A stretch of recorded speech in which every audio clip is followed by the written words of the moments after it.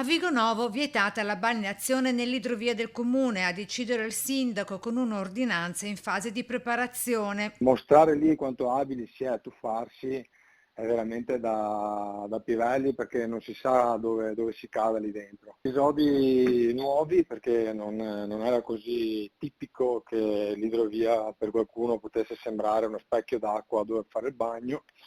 Attualmente invece agli occhi delle nuove generazioni può sembrare uno spazio in cui valga la pena fare un tuffo.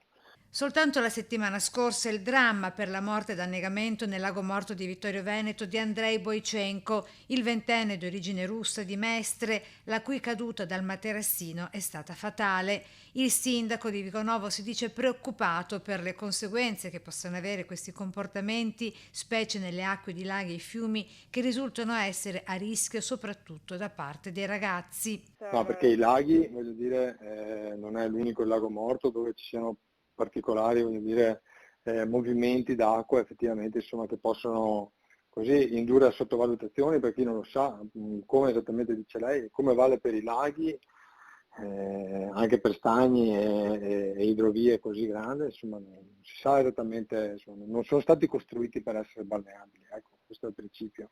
Già 3 ad oggi i soccorsi effettuati con i vigili del fuoco, anche con l'elicottero lungo il Brenta, nei pressi delle chiuse, sempre a Vigonovo, per mettere in salvo altrettanti ragazzi. Sono spesso ragazzi che vengono da fuori comune, quindi davvero non sanno cosa sia il Brenta, e le chiuse per esempio sono stati recuperati con l'elicottero 3 volte nell'ultimo anno dei ragazzi nel mezzo del fiume Brenta.